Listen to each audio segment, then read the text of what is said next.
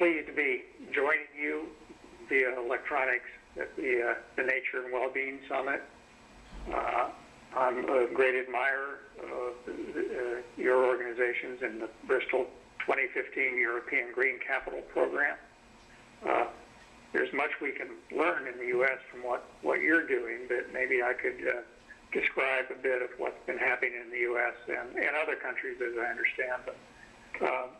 A few years ago, the idea that children were disconnected from nature in an alarming rate of increase, both in the United States but also in the UK, primarily in the Western countries, but also around the world, because the entire world is urbanizing.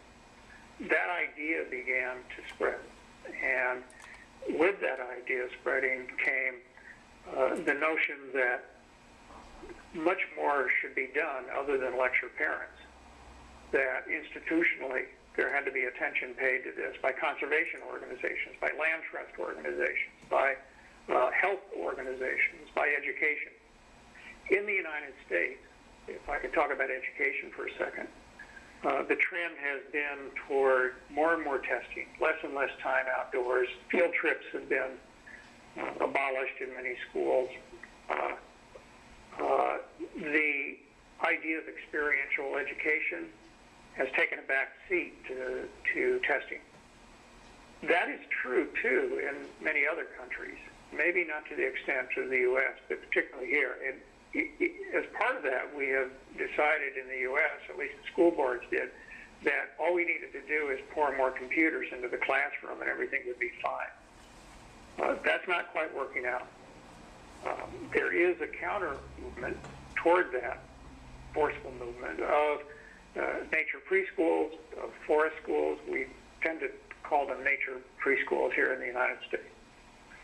There's also efforts at the national level. I just came back from the announcement by President Obama here of All Kids in the Parks. It's an initiative out of the White House, which is brand new, which is beginning next fall, we'll try to get every fourth grader in the United States into a national park or other federal natural lands. And kids at that age and their whole families will get free passes for the whole year. That's a big advance. Over the next dozen years, the National Park director tells me that they hope to get an entire generation into contact with nature through the national parks and other federal natural lands. They're raising a lot of money through businesses to provide transportation. That's one of the big issues facing children trying to get outdoors, particularly out of inner cities, et cetera, is simply the problem of transportation. But there's other barriers too. Obviously, technology is a barrier. When we overload our lives with technology, we push things out. And I want to make clear here that in the Nature Principle, the second book, which is more about adults, as well as the last chapter, I am not anti-tech. Obviously, I'm talking to you this way, so how can I be totally anti-tech? I'm not a Luddite, maybe I'm a Louvite. The basic tenet of the Nature Principle, one of the tenets of the Nature Principle is the more high-tech our lives become, the more nature we need. It's a kind of equation.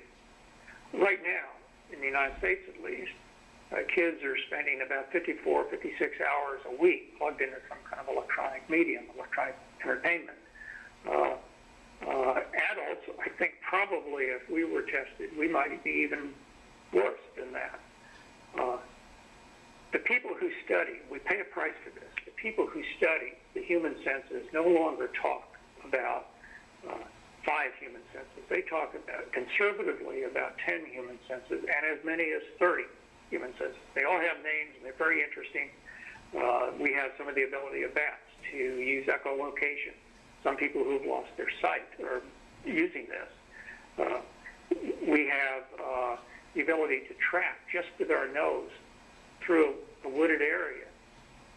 The people who have done that study notice that human beings, when they're blindfolded, ears plugged, and tracking just with their nose, do the same thing that other animals do who make their living through their nose by tracking. We zigzag intuitively. We have all these abilities, senses that we don't use. And in fact, when we're sitting in front of a screen like this, we're very busy, spending a lot of energy blocking out many of our senses so that we can focus in a two-dimensional way on this screen, with the idea that we can go anywhere in the world through the internet. And in a way, we can. But the problem is that we are blunting our senses. Now, if we are creating environments in schools, in our homes, in which, as adults, but also our kids, are spending that much energy blocking out our senses, isn't that the very definition of being less alive? Now, what parent wants their child to be less alive? Who among us really wants to be less alive?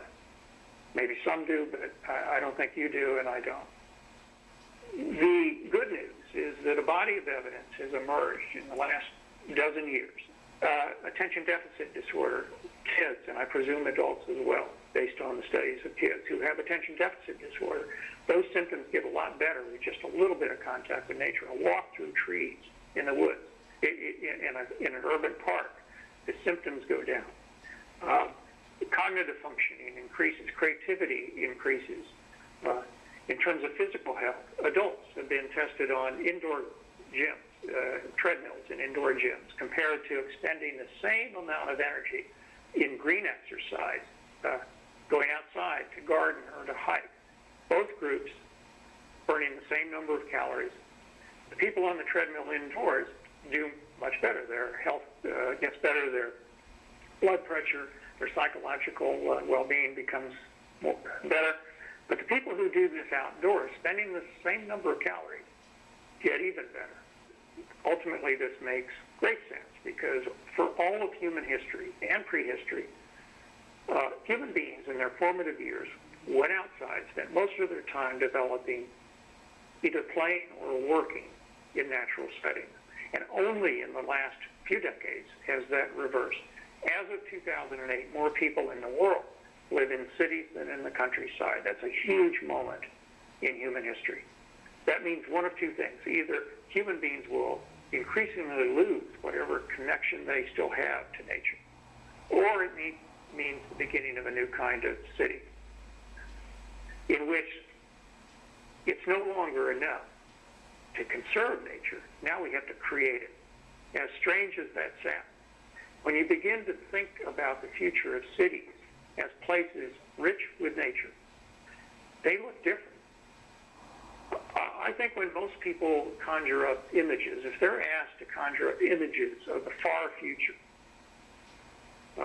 not being rational, not sitting down and thinking this through, but just what images pop up first, I think the images that pop up in the minds of most Americans, and perhaps most Americans in Europe and elsewhere perhaps, are images that look a lot like Blade Runner and Mad Max, and at best the Hunger Games. At least there's a few trees. Martin Luther King said and demonstrated in many ways that any movement, any culture will fail if it cannot paint a picture of a world that people will want to go to. I would ask, has environmentalism been painting that picture? Has journalism, my profession, been painting that picture? Has government been painting that picture?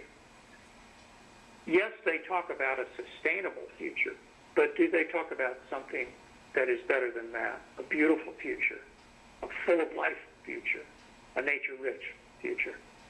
I think that we need to begin to create a framework in which we see not just a sustainable future, but a nature-rich future. What would nature-rich cities look like and be like to live in? What would nature-rich homes and yards and roofs and schools, what would nature-rich schools be like? What would nature-rich workplaces be like?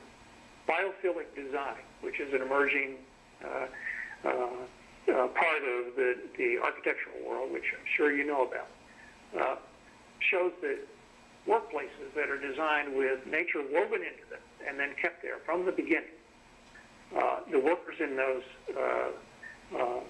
workplaces are far more productive. Sick time goes down, turnover gets better, everything gets better. What if we thought about cities like that? What if we thought about them as filled with nature. What if we thought of them as engines of biodiversity? We can't do that.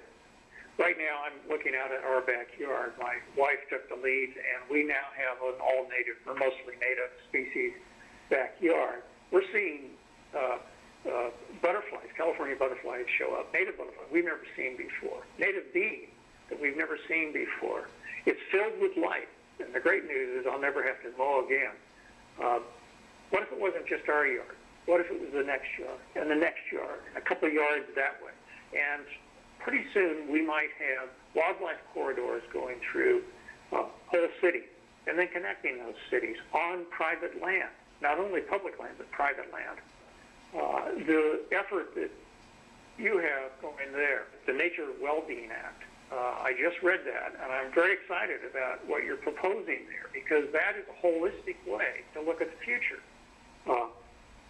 What if we began to look at the future that way and said, what would San Diego, or what would Bristol look like in 20 or 30 or 40 or 50 years if nature was woven into every aspect of life? Thanks for letting me talk with you.